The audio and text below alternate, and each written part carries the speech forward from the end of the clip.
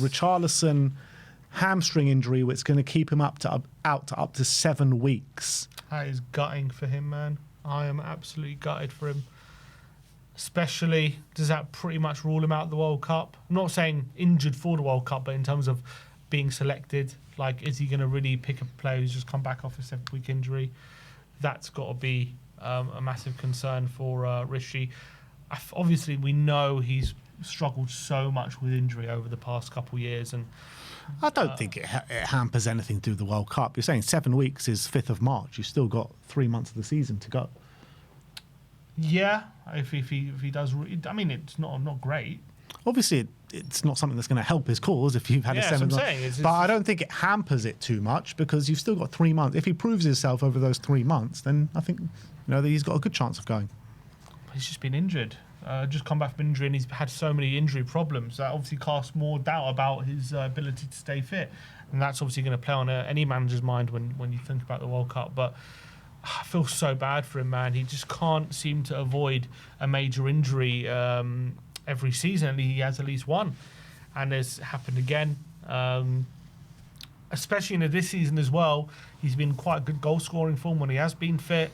So, he would say again, like in other seasons, like in Ange's first season, when he stayed fit and had a brilliant goal scoring run and then got injured. Last season, pretty much injured the whole year, but then came back late in the season and did quite well in the Europa League run. And again this season, stayed fit, scored goals, and then he's gone down with injury again. So I feel for him. I'm sure it's not going to be doing too great for his I'm sure he's feeling awful about it because it's happened again. Let's just hope he gets fit as soon as possible and we can see him scoring goals again. But I think this is not doing wonders for his Spurs career. I think if we wanted rid of him anyway, probably last summer, it's going to be even harder to shift him now. He's got another big injury, but hopefully he comes back and proves a bit of fitness when he comes back and scores some goals. But it's a massive blow for his career again. It depends what he's willing to do in the summer, because I think Spurs will definitely accept offers for him. I think you'll get offers from the likes of teams from Brazil, Flamengo, whatever. I think you'll get offers from Saudi teams. Is he willing to go to these kind of teams? Does he want to, is he hell-bent on staying in the Premier League like we've heard before? Will Everton take a punt on him again? Like, there are a few options for him, but I think after Tottenham, there is only one way for him, and that's probably down, unfortunately for him. And when you can't stay fit, then, unfortunately, that's just what it's going to have to come to. And it could be a very likely scenario that he is here next season and he runs out his contract. That could be probably the most likeliest of scenarios. Well, we're seeing it now with Basuma, likely to run down his contract. I wouldn't be surprised if Rishi goes the same way. Yeah, exactly. So that is, devastating for Rishi because he was probably having his best season in a Spurs shirt in terms of his goal output and starting every week and everything like that. So, it's a big shame for him. Please tell me this. Are Richarlison and Solanke actually the same person? Seriously, why can't we not ever have them fit at the same time? We signed Solanke so he can compete with Richarlison for the number 9, but it's never competing. It's either or. One of them is always injured. Yeah, that's just how it's been. It's crazy. Even on the last weekend, Richarlison goes off injured, Solanke comes back on for the first time in 6 months. Their contract, they can't be in the same squad or something. It's madness, man. They never, ever... I know they played a bit together in the Europa League run, but literally pretty much the whole of last season, Solanke got injured very early on. Rishi came in, then Rishi got a big injury, and then Solanke stayed fit all up until literally that game against Everton, where Rishi is obviously first game back, and Solanke went down in training literally on the Friday and got a 3-month injury. And then Solanke comes back and Richie went down. It's just crazy. We'd never get them at the same time. It's madness. But I guess positive news that Lucas could be available. Bissouma is back, so he's available as well. And he said Destiny and Dom had a good week of training, so they're closer to playing more minutes as well. Yeah, so, do you reckon either of them start? Probably not. Probably continue with Spence and Moani. I'm guessing, unless Telg is given a go up front. But Sousa? I don't think Sousa starts. I'll be shocked. Maybe. No, I don't think he starts as well. There is a possibility that Destiny starts, but it probably will be Spence and Porro. I wouldn't mind an hour of Destiny and then bring on Spence or something. Yeah, it could very well be. Because, cast your mind back to 2 weeks ago, Frank said in the press conference that Udogi's closer to being back than Solanke. Mm-hmm. Solanke came on in the game. Udogi stayed on the bench. And he's saying, he's carried on training and he's had a good week of training this week. So he might be ready to start. He says they look good, both of them. So let's hope. Let's hope they come back and don't need too much time to get back up to speed. When do you think, I know it's an impossible question, but when do you think we'll first start seeing Solanke start a game? Are we a while away from seeing that, do you reckon? A while. He's in the squad. He's been coming on a few games. Give it a few weeks. I don't think it's that long. Hope not. Yeah, he was out for a significant time, wasn't Obviously, he? he can't play in the Champions League, can he? No. So those 2 games are going to hamper him. Yeah, so our only fit striker for the Champions League is Mwani now. He's our only one. Jesus Christ, I didn't even clock that. All Tell can play there, apparently. Yeah. That's what he says. Yeah. I think, what do you reckon about Mwani? Dane. Dane, yeah. I'm not convinced about Mwani. I think Mwani has looked so poor recently. I agree. I think early on there was some good things, but even those things are kind of coming out of his game at the moment. And adding to the fact he can't score, I think definitely Tottenham are thinking about already moving him on. Frank said that it's a culture that's getting a little bit stronger. I can see the small signs of the culture in the training, very intense and focused, when we're working very hard on the offensive part of the game. Let's see it. And he says, we know the defensive side looks better and the set pieces, but we need to improve on the offensive side. That's absolutely spot on.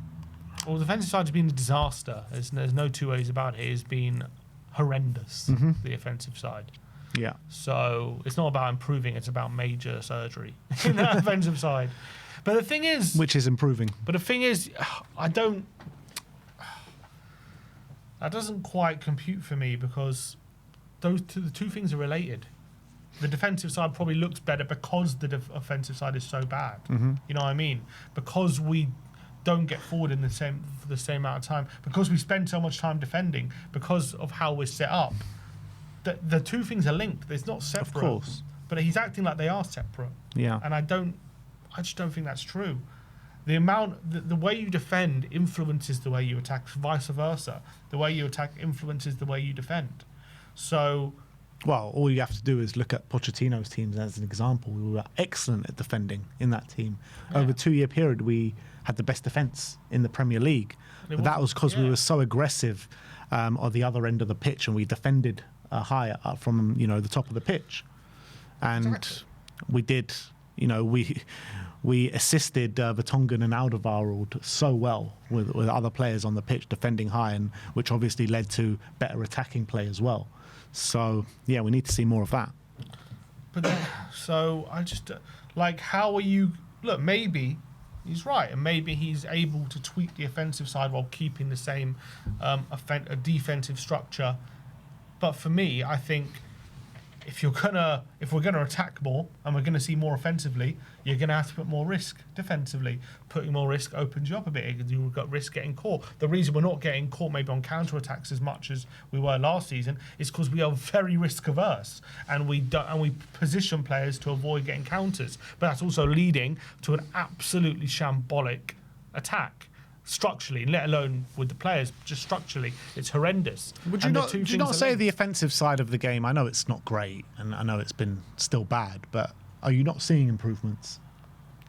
We're creating more chances, I guess, from crosses and stuff, set pieces. I'm not seeing too much from open play, to be honest, but we are creating a few more chances recent weeks. That's true.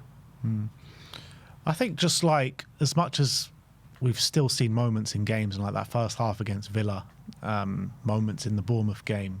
We're nowhere near where we want to be as fans, that's for sure. But I do think when you look at the last month as a Spurs fan as opposed to the last 2 months before that, I am seeing improvements. Not to the level that I want to see, of course, but improvements nonetheless. There's a few improvements in terms of we're getting on the end of a few more crosses, and there's obviously Tell had a moment of individual brilliance. Same with Paulinho in the Bournemouth game. The Villa game, second half, that was good, but it was only for like 10 minutes. Palace was largely bad, apart from the last maybe 10 minutes when Palace were really going for it and we countered them a bit. Brentford, that was a pretty good performance. But again, both goals. The second one comes from Xavi winning the ball on the edge of on the halfway line and running the whole pitch and scoring. And the first one was a good goal. That's like one of that first goal against Brentford is literally one of the few times he's literally put a move together and scored from open play. Yeah, it's one of the very few times. So there's minor improvements, not much really to go on. There are some more chances created, but again, most if you look at the chances, they are from set pieces or across in the box. That's mostly what it is, to be honest. Yeah. Not wrong, to be fair. Not wrong. So a lot to work on for Thomas Frank. But look, the reality is we ain't sacking him. I don't think we're sacking him anytime soon. And I think they're going to let this play out this season and make a decision at the end of the year. So he's that, lose on Saturday. I still don't think they'll sack him if we lose on Saturday. That's the worrying thing. So look, if we do lose on Saturday, then this season could spiral even worse than we ever thought, because lose on Saturday are only what looks winnable on paper to the way we've been playing for the next month is Burnley. Yeah. Because we've got very hard fixtures coming up after the Burnley game. So, yeah, I really do. If we don't win on the weekend, then I don't know, man. I don't know where we go from there. I really don't. We're in big trouble. I think if we lose to West Ham, it's going to get so toxic. This club is going to it's already got toxic, but it's going to get overly toxic. And Conor Gallagher is going to be like, why the hell have I joined this club? Yeah, and Xavi and the rest of them. But I do think Gallagher's going to give us a boost tomorrow on Saturday, to be fair. But in terms of what he says, improving the culture, culture is getting a little bit stronger. I can see the small signs of culture in the training, very intense and focused, working very hard on the offensive. So what's he saying? What in the training hasn't been intense up until now? Is that what he's implying? I don't know what he's implying by that, to be honest. Is he saying the culture hasn't been good? Like it hasn't been intense? Is that what he's saying? I really don't know what he means by that. Someone says in the comments he's just waffling. Sounds like it does sound. Or is he talking about me? I don't know. No, he said Frank's a waffler. Frank's a waffler. Yeah, I mean, obviously you've got to say something, don't you? How's training? Yeah, they're getting to grips with things, but I don't know. They seemed more intense earlier in the season than they do now. So I don't know. Like I say, I think there have been moments of good intensity in the past, 4 or 5 games, but it's just not enough. Yeah, but what's it led to? Nowhere near enough. What's it led to? It's not led to much. Yeah, it's led to losses. No, I'm saying the moments we've been better going forward, what's happened? We've been worse defensively. Yeah. That's but my even point. when we've been good defensively, we've still led to pretty much losses. Or no, I understand in that. those moments before that, it just makes the losses a bit more tolerable than the losses before that. When we see a bit of offensive play, like the first 15 minutes against Bournemouth, we can see 2 goals. You know what I mean? So that's one my point being is the two are linked. Yeah. No, I agree with you. I completely agree with what you're saying. But we've got no way out of this, do we? They're not sacking him. So we just got like I keep saying, we just got to hope and pray this gets better, because I don't think they're going to sack him. Do you think we need a good performance as well on Saturday, don't we? The thing is, the win's a win. The thing is, though, we have a good performance, and the narrative behind it from you, from everyone else, is just going to be it's against the worst West Ham team that we've seen in the last 10 years, so it doesn't really matter. It doesn't mean anything. It doesn't mean anything, no building it. I've said that in other games. I said that we beat Copenhagen. I said great win, but I don't want to be sitting here in a month's time saying, "Oh yeah, we played great against Copenhagen a month ago." Mm-hmm. Same tomorrow. That's what I'm saying. So what we need is we still need it. Yeah, of course we need it, and we do need to sustain it. But we all know very well we could have a good performance against West Ham, a good performance against Burnley, and then it comes to two in a row. When it comes to crunch time in February, and it goes back to square one, then it really wouldn't mean anything. No, you're right. If we continue to play shit, I'm not going to look back and say we played brilliantly against 2 relegation sides. And by the way, when I say you and everyone else, I put me included in that. Yeah, I think that will be the narrative. Thing. But if we don't play well, the narrative is we couldn't even play well against West Ham. Yeah. That's a worse narrative. What really is probably going to happen is that we don't play particularly well and we win the game.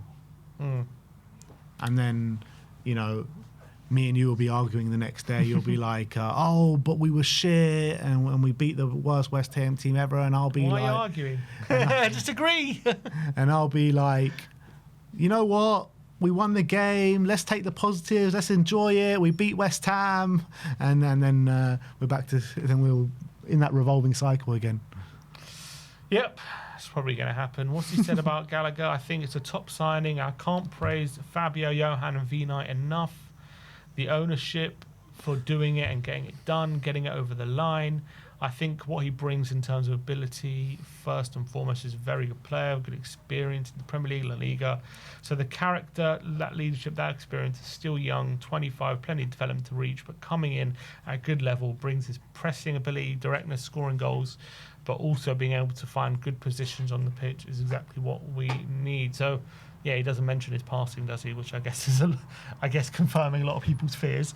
But yeah, I think he's absolutely right. Those are the good things. Those are the things he is good at. So he's right to point that out. To be fair.